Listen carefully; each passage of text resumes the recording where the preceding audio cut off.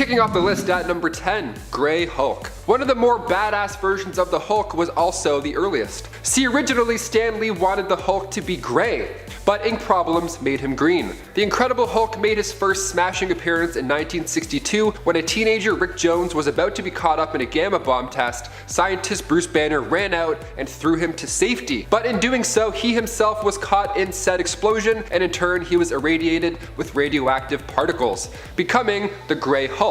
Our green guy, the main 616 Hulk, is referred to as the Savage Hulk, and Grey Hulk is said to be weaker. They made him an entirely different version in the comics to help explain the color change. They were both fighting to control Bruce. Things get spicy during Peter David's run when we meet Joe Fixit, this mobster Grey Hulk working at a casino. Imagine this guy asking you for your ID. I would bring 5 pieces and a passport just to be safe. So intimidating. And his hat too, like he looks friendly, but he also looks like when he shakes your hand, he's gonna break all your knuckles.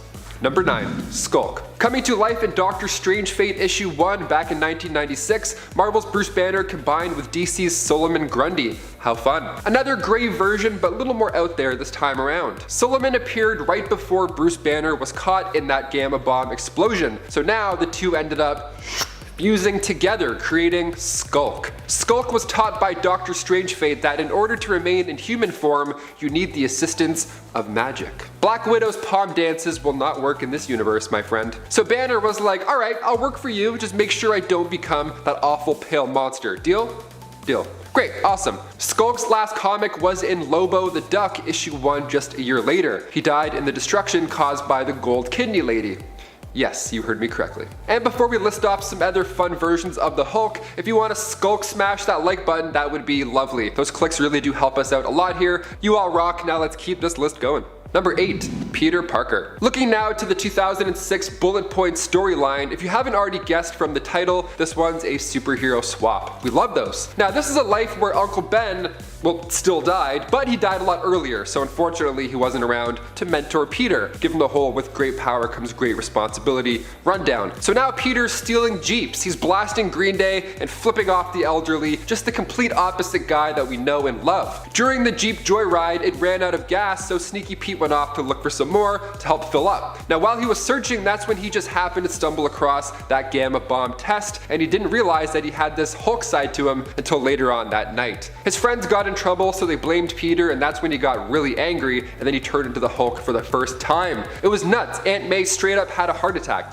More than fair. After this point, retired Steve Rogers came back, suited up as Iron Man, and then began hunting him down. This universe is crazy. Peter Hulk killed Steve Rogers, and he didn't go down until Galactus arrived on Earth. Not a bad run. Number 7, Ultimate Hulk. This version of Bruce is quite troubled. He was taught to just stay out of his parents' way growing up, and he also hated himself pretty much. He wanted to be ripped like Captain America, he didn't like his noodle arms. It was a rough go for him in the Ultimate Universe. So when Nick Fury got together the brightest minds to recreate the super soldier serum, envious Banner was on that team. He did figure it out, I mean, or so he thought, but he kept the info to himself. He didn't want any other scientist getting credit. But he took it a little bit too far when he also decided to keep the human testing process to himself as well. He injected himself and became Ultimate Hulk. The first time he changed, he injured Mary and Richard Parker, but down the road he injected himself again, but this time he mixed super soldier serum with Hulk serum, and then he turned to gray, and his first plan of attack was, of course, as you would think,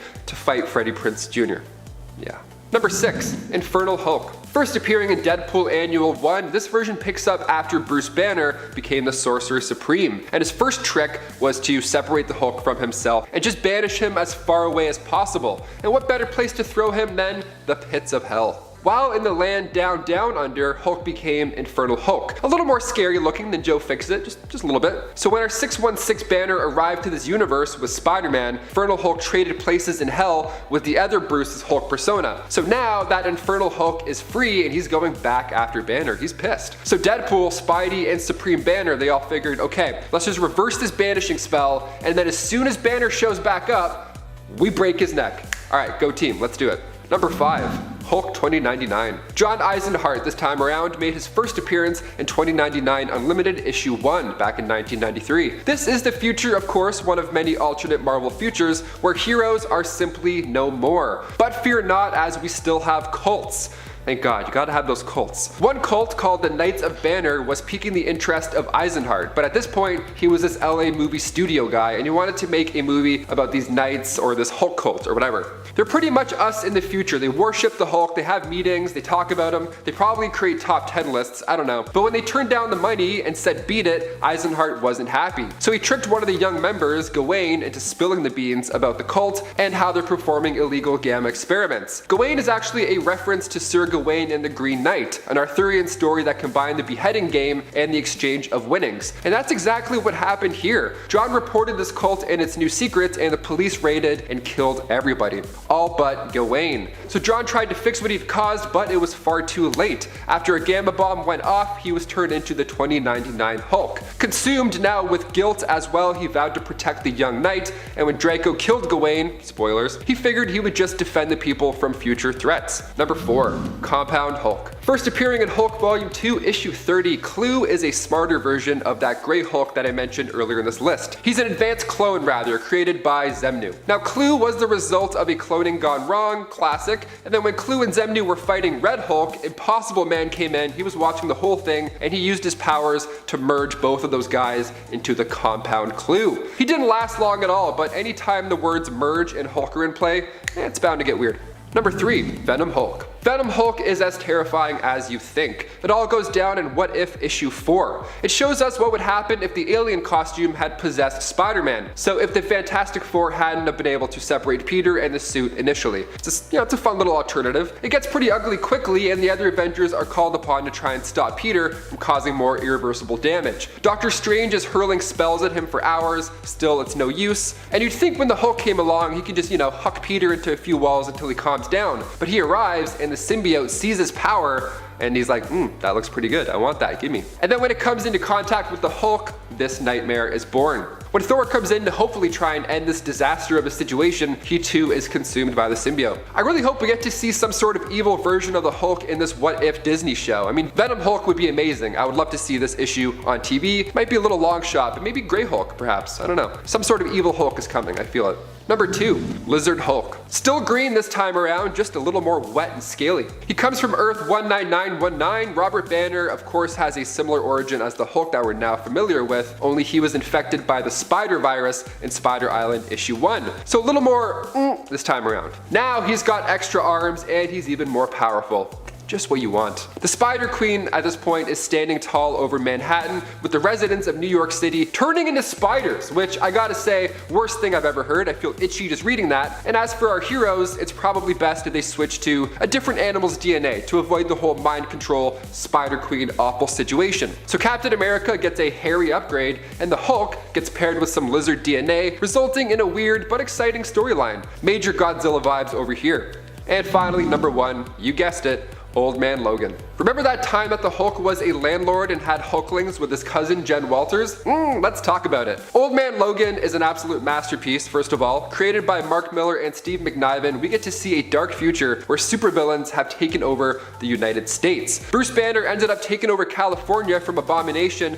and appropriately named it Hulkland. An atomic bomb over California changed Bruce up, he charged him, and now he wasn't this quirky scientist that you know and love. Now he's kind of a dick. Hulk Gang is also a treat. We have in total Bobby Joe, Charlie, Otis, Rufus, Bo, Elrod, Eustace, and of course Woody. Good old Woody Banner, what a gem. They come knocking on your door when you don't pay rent. Yeah, and you thought your landlord sucked. Think again. They're honestly evil, like they're literally evil. They killed Logan's family because they felt like it. They were bored. They whip around in style with the Fantastic Car, and then when Logan returned from his road trip with Hawkeye, well, he was a little upset to say the least. The only survivor once Logan was done with them was Billy Bob Banner. Number 10. Claw. Claw is actually an alternate persona of the Hulk that resides within the character in the reality of Earth 616. So not an alternate in terms of being from another world or reality, but still an alternate in terms of him being a very different version of the character than what we're used to seeing. Claw even looks very different to the Hulk. When it comes to the heroic version we're used to seeing and reading in the comics, Claw couldn't be more different. He is basically the polar opposite, being malicious, vicious, and evil-minded in nature and behavior. And if you're like, well, the Hulk he can be pretty bad sometimes. He's like got a heart of gold though, the Hulk. The Hulk's lovely. Number 9, Age of Apocalypse. In the reality of Earth 295, aka Age of Apocalypse, Bruce Banner never saved Rick Jones from the gamma bomb test in order to become the Hulk. Instead, he became the Thing as a result of experimenting on himself after Apocalypse had conquered the Earth. Banner with General Thaddeus Ross was part of humanity's last stand. He would end up betraying the Human High Council and pledge his loyalty to Mikhail in exchange for test subjects. Banner would then discover how to transform into the giant grey super strong beast known as the Thing, and would eventually kind of flip sides once more to protect the humans from a gamma bomb that he himself had designed. Following this, he would become green and end up as Apocalypse's captive. And friends, before we move on to the next spot, if you are loving this list and you want more lists like it, be sure to show us by giving this video a thumbs up. Number 8, Starman. Starman is an alternate version of the Hulk who comes to us from the Marvel What If story from issue 91 of the second series. In this story, we get to see a version of the Hulk where it is the alternate monstrous persona known here as Starman that is actually the kind, gentle, heroic side of this character, and Bruce Banner himself, who is actually the true monster. He's the not so good side of the character, the villain side. Bruce Banner here is a colonel who's obsessed with his job developing weapons for the military. A lot of the rage that he lives with ends up being taken out on his wife and his romantic partner, Betty Ross, to the point that she tries to in fact get out of the relationship, talking to her father about it, but her father basically dismisses her pleas. In the end, Starman is unable to help Betty, who is committed to a mental health facility by Doc Samson, after Colonel Banner threatens him. Doc Samson was actually gonna try to help Betty, but it didn't work out. It's such a sad, awful story, but such a strange version of the Hulk as well. Starman. Number 7, Hulkbot 3000. The Hulkbot 3000 was kind of a roundabout invention of Tony Stark's. He created the builder bot group known as the Smiths, which in turn made Hulkbot. Hulkbot 3000 was actually created to test a crown that could alter a person's behavior, which was actually created in the hopes of curing Tony's alcoholism. True story.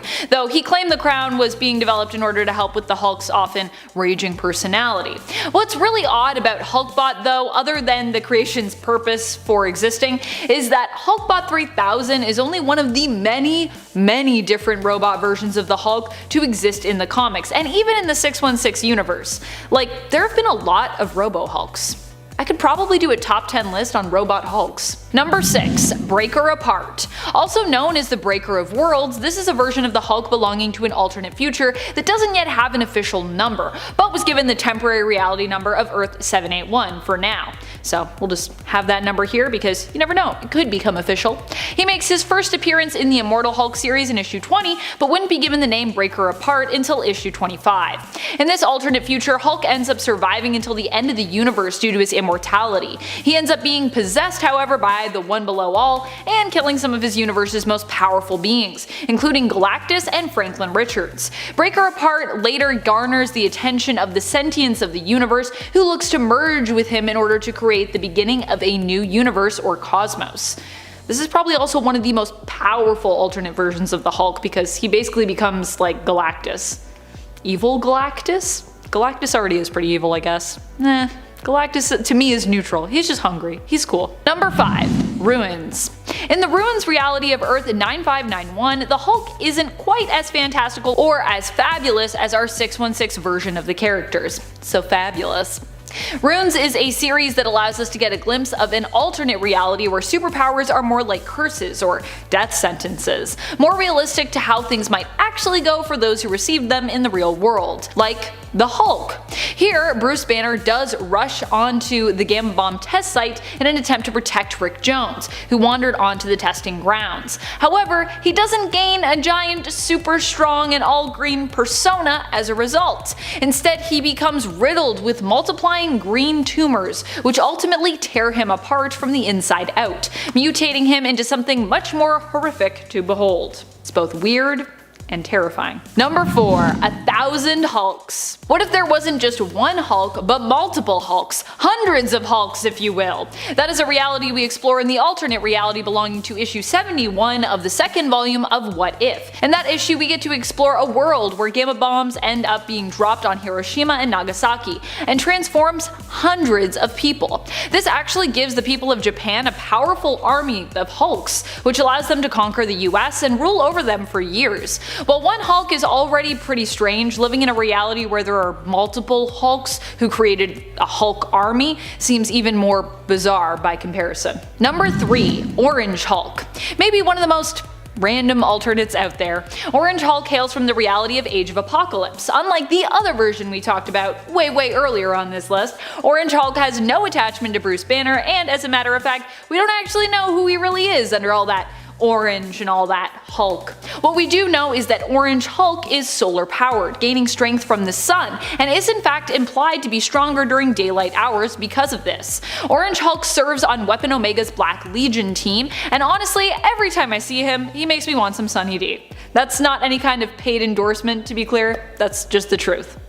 Also, I just really like Sunny D. Number 2, Groovy Hulk. Groovy Hulk is the nickname for the alternate version of the Hulk that we get from the original What If series. In issue 12 of the series, we get to discover what the world would be like had Rick Jones become the Hulk instead of Bruce Banner, with Rick Jones throwing Banner into the trench at the last second instead of the other way around, taking the full brunt of the gamma radiation himself. Oh no, Rick Jones! Rick's version of the Hulk had a notably cooler way of speaking, being heavily influenced by the groovy slang of the 60s. I suppose because Rick was a young and hip teenager, so that's how he talks instead of the other way that the Hulk talks. And that's not even the weirdest part about this whole story. It also comes with a convenient ending where Bruce Banner finds a way to fix Rick, causing him and the Hulk to split. Hulk is stuck in the negative zone but finds happiness and a girlfriend randomly there, becoming their champion, while Captain Marvel is also affected by Banner's cure for Rick, being tied to him as well. The treatment also happens to cure Marvel's cancer. Gotta love a weird cure-all happy ending. Number 1, the Hulk dogs. What is weirder than 1,000 Hulks? How about a few doggo Hulks? That's right, I did not forget about 2003 Hulk. In that film, there were 3 dog versions of the Hulk, each dog a member of a different breed, that were made by David Banner, Bruce's father. One of them is a poodle. Just remember that. David planned to use the dogs to track down and kill Betty Ross. This of course put them into direct conflict with the Hulk himself, who is forced to fight all 3 dogs, who honestly kinda almost succeed in defeating him at one point and getting to Betty. Of course, in the end, Hulk saves Betty and ends up winning. I'm just thinking of how Betty's like, what do I do? Do I go? Do I stay? There's so many shots of her just in the car like, the dogs are still here. It kills me. Okay, anyways. Oh, 2003 Hulk. Of course, in the end, Hulk saves Betty and ends up winning out against all 3 Hulk doggos. Poor Hulk dogs. They didn't deserve that. Kicking off the list, number 10, Zombie She-Hulk. First appearing in Marvel Zombies Dead Days, issue number 1 back in 2007, the story takes place on Earth 2149 after a zombie plague, which you may have guessed by now just based off the name. Now this comic is super dark and gory. The zombie runs give us a fun variation of the Avengers, especially Jen Walters. See, when Jen first arrived at the Avengers mansion after the Avengers Assemble call, she was shocked to find that Earth's mightiest heroes have become Earth's munchiest heroes, no thanks to a plague. Now it wasn't long at all before Jen herself was zombified, and then she got this fantastic appetite. Yeah, she took a bite or 6 out of Franklin Richards and his sister Valeria. So you can imagine the look on the Fantastic Four's face when they returned. They weren't too jazzed, especially Sue Storm. And before we go on with this list of incredible Hulks, guys, if you want to go ahead and Hulk smash that like button, that would be great. It really goes a long way for our channel here. You guys are the best. Thank you so much. Now let's get right back to this list. Number 9, Venom Hulk. Okay, this next one isn't around too long in the comics, but maybe that's a good thing. Venom Hulk is terrifying, and it all goes down in the 1989 What If series, issue 4. It shows us what exactly would happen if the alien costume had possessed Spider-Man.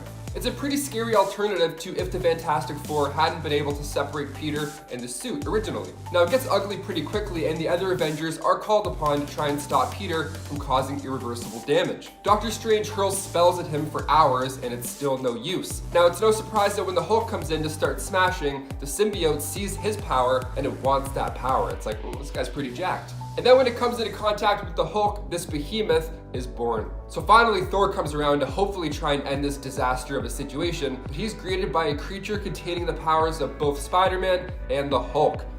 Good game, guys. Number 8, Captain Universe Hulk. This one is short and sweet. Captain Universe isn't a person, per se, despite how the name sounds. It's the uni-power, which is an aspect of the Enigma Force. It's a manifestation of the universe itself, it's sentient, and it's on the hunt for whoever is in ultimate danger. It bonds with them. And after we just heard with Venom Hulk, it's safe to say that we're in for another bonding treat of some sorts. The Unipower has bonded with Daredevil X-23, and when Banner accidentally steps on a bear trap in Captain Universe in the Hulk issue 1, he bonds with the Unipower in order to survive the cold and dangerous landscapes. Imagine just stepping on a bear trap and then all of a sudden it's like, I'm the Unipower, you need me, trust me. You're like, oh, this day sucks. Number 7, Lizard Hulk. Lizard Hulk is so much fun. Okay, let's talk about it. He comes from Earth 19919. His name is Robert Banner, and he of course has a similar origin that we're most familiar with when it comes to the Hulk. Only he was infected by the spider virus in Spider Island issue 1, released back in 2015. So now he's the Hulk, but he's got extra arms, and that means he's even more powerful. How wonderful! The Spider Queen is standing tall over Manhattan, with the residents of New York City turning into spiders. So for our heroes, it's probably best if they switch to a different animal's DNA, you know, to avoid the whole mind control Spider Queen situation. So Captain America gets a hairy upgrade, and then the Hulk gets paired with some lizard DNA, resulting in a weird but exciting showdown. It's like Godzilla meets Ganon meets Bruce Banner. It's just a hot mess. Number 6, Nerd Hulk, aka Robert Banner. He made his first appearance in the Ultimates with Avengers issue 3. Nerd Hulk sounds like a version of the Hulk that we saw from Endgame, but there's more to it. See, this Hulk is actually referred to as Vampire King, which sounds interesting, but I'll get to that in a second.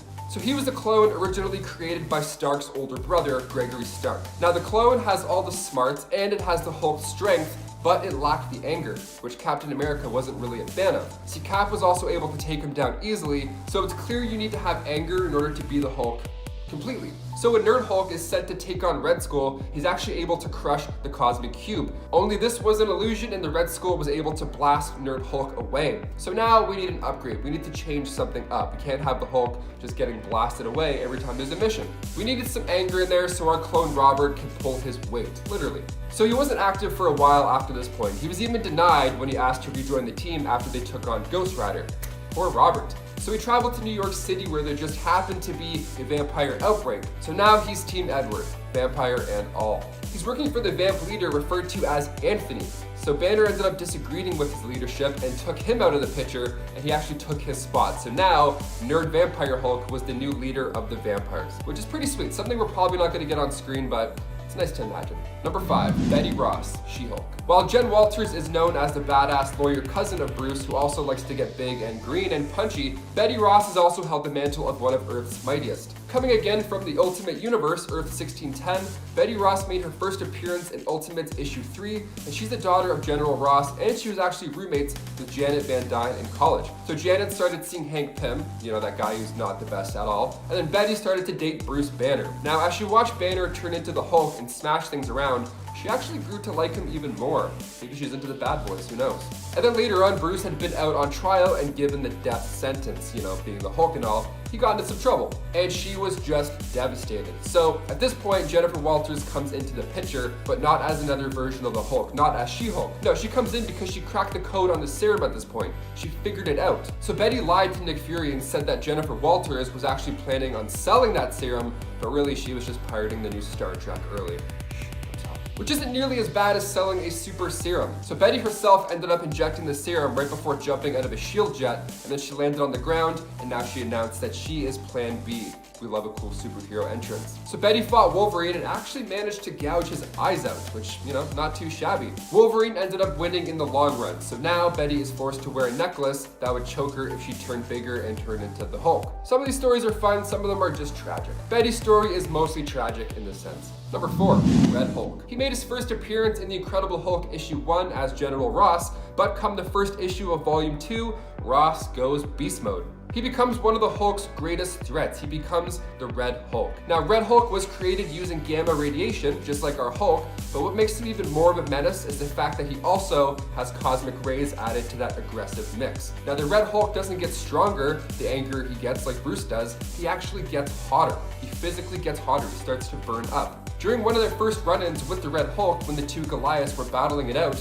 the sand around them while they were fighting actually turned into glass. That's how hot the Red Hulk had gotten. And when there's more glass, that just means there's more things to break. Number 3, The End Hulk. Written by Peter David, The Incredible Hulk The End shows us what Bruce Banner would look like after the rest of the world had fallen. So what happens when Bruce is the last thing alive, no thanks to his superpower? Well, in a one-shot released in 2002, we get the answer to that question. So after the events of this big nuclear fallout, Banner was the only person left alive, and the story opens up with Banner talking to just a vidbot, this floating camera that's always hovering 10 feet away from him. It's like the world's saddest vlog squad. It had found Banner when it was in the middle of confirming the eradication of humans, so now it follows him around forever, just waiting to see what happens. So Banner and the Hulk are on different levels at this point. The Hulk still wants to be a badass and fight things, but Bruce is done. He's tapped out. He looks around him and he sees giant mutated cockroaches, like, ew! He doesn't want anything to do with this planet anymore. He's done. He doesn't want to be alive anymore. But the Hulk, number 2, Infernal Hulk. In an alternate reality where Bruce Banner and the Hulk had separated, yes, it happens quite often, Bruce ended up becoming the new Sorcerer Supreme, which sounds like the improvement of a lifetime, but it's kind of not. And as for the Hulk side, oh, he gets cast into hell. Gone. Just right down below. Not as bright and optimistic, that's for sure. He makes his mark in Deadpool Annual Issue 1, and when the Hulk spends enough time in hell, he's bound to change, and I mean probably for the worse. He becomes the Infernal Hulk. And when Spider-Man and normal green version of Banner come from a parallel universe, the only way he's defeated is when he's tricked to destroy the Eye of Agamotto, which in turn banishes him back down to the underworld. So he's just destined for hell at this point. And finally, number 1, Joe Fixit Gray Hulk. Back in the day, Stan Lee actually wanted the Hulk to be gray, but due to ink and production problems, it ended up turning out green. Luckily, I mean, that's all we're used to now. Imagine if this guy was gray this whole time, that'd be kind of weird. So our first look back in 1962 at the Hulk was actually this gray version. Now, it was explained in the comics that basically because of Bruce Banner's repetitive use of the gamma radiation projectors, the character's skin went from being gray to green. So it made sense in the story. Now, the Gray Hulk and the Green Hulk are pretty much battling each other in Banner's mind. So they give the Gray Hulk a different identity now by referring to him as Joe Fixit, this tough, big, bad security guard who works at a casino in Las Vegas. Now, Gray Hulk doesn't get mad as fast. He's actually pretty intelligent and quite manipulative, which makes him even more of a threat. Now, the Gray Hulk would often come out at night, and then he'd go back to normal by dawn, which is just a nightmare. Imagine seeing this guy in the middle of the night, you're just walking to your car, and you're like, is that the Hulk? Why is he wearing a suit? Why is he shuffling cards? What is this dude? There have been rumors that the Gray Hulk will make an appearance in the She-Hulk Disney Plus show. I mean, we saw Gray Vision, so now a Gray Hulk? Huh, how lucky are we? Number 10, Perma Gray. Or, well, mostly. Hulk would appear to be green a few times in the comics, but for the most part, he was always gray here. Apparently, he was green a few times for some reason that was it was never really deeply delved into. It only happened once or twice in the universe, but it would later be established that gray was supposed to be the Hulk's coloring. I feel like they made him gray to denote a sort of shift in this Hulk's mentality and persona from 616's, and also to make him even more different in appearance than his 616 counterpart, as 616 Hulk is more often than not green, though he has also been gray from time to time. Super Soldier Serum. Bruce Banner was one of the scientists tasked with attempting to recreate the Super Soldier formula. Worried the credit would be kept from him, but also believing he had actually managed to recreate the serum, he decided to test it on himself. The result was that he was transformed into the beast that we come to know as the Hulk. So he didn't quite nail it. But he did manage to create a serum that would make a person unstoppably strong. However, because of the fact that he was now part man, part monster, he would end up being apprehended and even arrested by S.H.I.E.L.D. Although at least he wasn't fully part monster yet. And friends, before we move on to the next spot, if you are loving this list and you want more lists about the Ultimate Universe, be sure to show us some love by giving this video a thumbs up. Number 8, Hulk Serum. Ultimate Hulk would also require the Hulk Serum to even be able to transform. In fact, this at one point is used as an offhand explanation for why he has been occasionally green in appearance in the comics. It apparently had something to do with those batches of serum that Bruce Banner was using to transform, and that's like what made him green. I don't know, I guess he put some green dye in there or something. And in order for Banner to become Hulk at all, he would need the serum, which of course sometimes turned him green, but mostly still turned him gray. He would need the serum for the transformation, that is, until he mixed together the Hulk serum with the Super Soldier serum, which S.H.I.E.L.D. now had after uncovering Steve Rogers and extracting it from his blood. Consuming a version of those two serums blended together meant that Bruce Banner's DNA was permanently altered, meaning that he would no longer need the serum to Hulk out in the future, which was maybe not great for him. Number 7, Times Square Massacre. Bruce Banner combining the serums together would not only alter his DNA, but result in a massacre that he would be held responsible for. The Ultimates had been getting bad press lately, and Bruce saw an opportunity to help the team out as a fellow ally and scientific, though not field-oriented team member. Only S.H.I.E.L.D. knew his secret that he was both Bruce Banner and the monster known as the Hulk, so he decided to unleash the Hulk on the world to give the Ultimates a villain that they could beat. However, this ended up being a not great plan. Bruce was also jealous of Freddie Prinze Jr. at the time, who was currently out on a date with his then ex, Betty Ross, and also in his Hulk form ended up unleashing that frustration. So enacting his plan here resulted in the death of hundreds of people. Later, when his secret was leaked and the world found out who the Hulk, or should I say who Bruce really was, S.H.I.E.L.D. had no choice but to put him on trial for his crimes. He was actually found guilty and sentenced to death, which they intended to follow through with by dropping a nuclear bomb on Banner. Transforming into the Hulk, however, would prevent Banner from dying there, and both he and Hulk would thereby survive that death sentence. Number 6, Assassination Attempts. While their attempt at killing Bruce Banner failed initially, it wouldn't be the last time that S.H.I.E.L.D. would try to take out the Hulk. Later on, Nick Fury would send Wolverine to hunt down Hulk. Fortunately, Wolverine would end up deciding against killing the Hulk, but it wouldn't matter anyways, as S.H.I.E.L.D. found a new way to control the Beast, finding something more useful to hold over his head so they could have better control over him, thereby no longer needing to kill him. Number 5, Ultimates. Banner would continue to work for S.H.I.E.L.D., but would also kind of become their hostage in a way. He would eventually end up joining the Ultimates, but was also used as a weapon by S.H.I.E.L.D., who would often unleash the Hulk on their enemies. All while this was going on, Banner attempted to get better control over the monster within him, but would also attempt and succeed in escaping from S.H.I.E.L.D. on a few occasions. At one point, they held Betty Ross, whom he loved, hostage in an attempt to control him. That's what I was talking about in the last point. Hulk was never really a willing member of the Ultimates, to be clear, but instead was made to be an ally of theirs against his will, whereas Bruce Banner was like an ally of the Ultimates initially because he was a scientist, until he had this whole Hulk thing going on. And like I said, not only was Hulk used as an unwilling ally of the Ultimates, but S.H.I.E.L.D. would also use him as a direct weapon, putting him in a pod and shooting him out like a missile in the direction of their enemies. Number 4, Adamantium. Adamantium is Hulk's weakness, except when it's not. Adamantium is one of the few materials strong and sharp enough to break Ultimate Hulk's skin, but it doesn't always succeed in hurting him. The Hulk, like in 616, can become stronger the more angry he gets, so we have seen instances in the Ultimate Universe where he was simply too mad to actually be able to get harmed with adamantium.